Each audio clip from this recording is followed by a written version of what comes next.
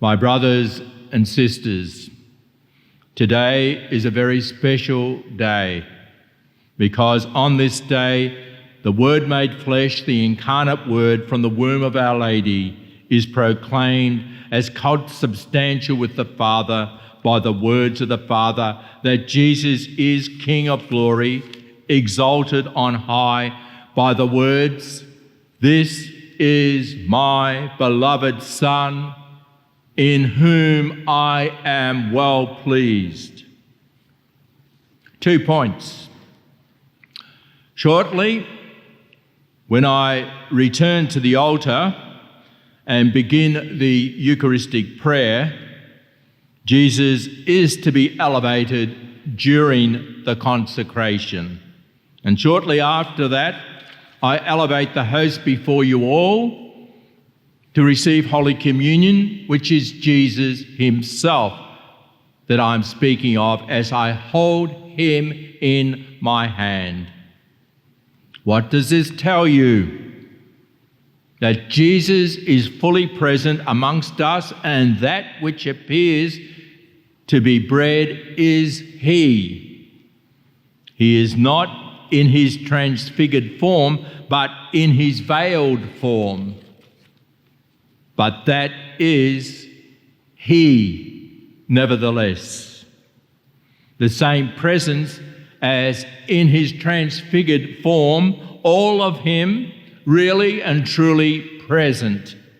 The same Jesus, but in his sacramental mode, in the words of Saint Athanasius of Sinai, Bishop, we are to follow him from Mount Tabor, from that prefigurement of the kingdom of heaven that is in front of this same person now in the Eucharist.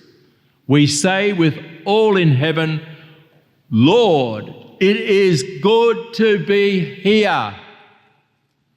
It is good to be with Jesus and to remain here forever. We can say the same words as St. Peter said on Mount Tabor.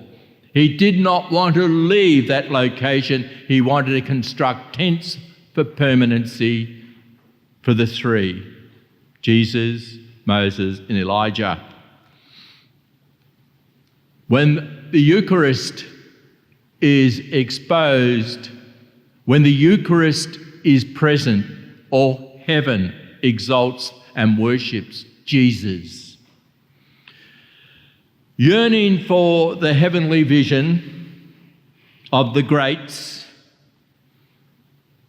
we imagine from the Transfiguration, from the words of St. Peter, the presence of Our Lady, of St. Joseph, of all the saints in heaven, Moses, whom God gave his written word, carved in stone, and in the person of Elijah, the voice of John the Baptist, rise up from your knees, from his radiance unseen, but is in the Eucharist.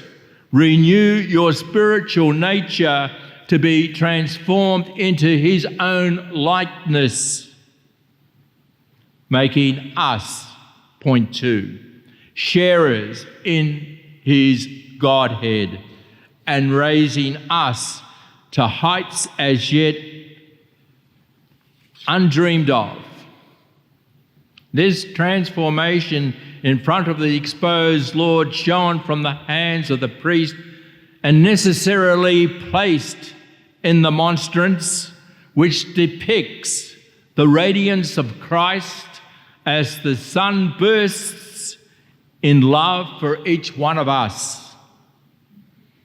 What higher honour could we have for to be a Peter, a James and a John?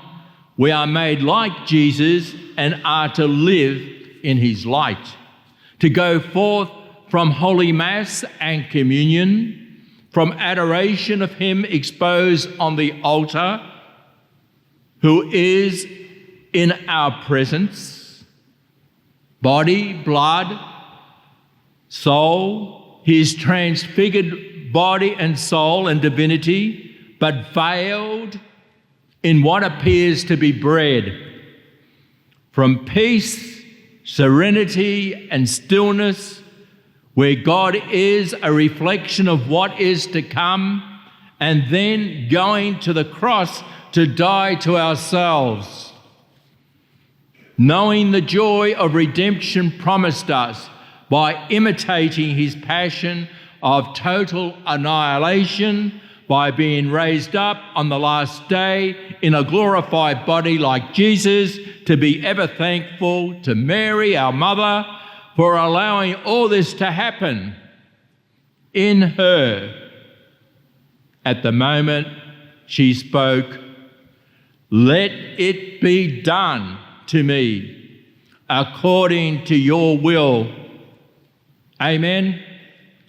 As she is the Theotokos, the God-bearer, the monstrance, if you like, from which the Son of God burst forth his transfigured resurrection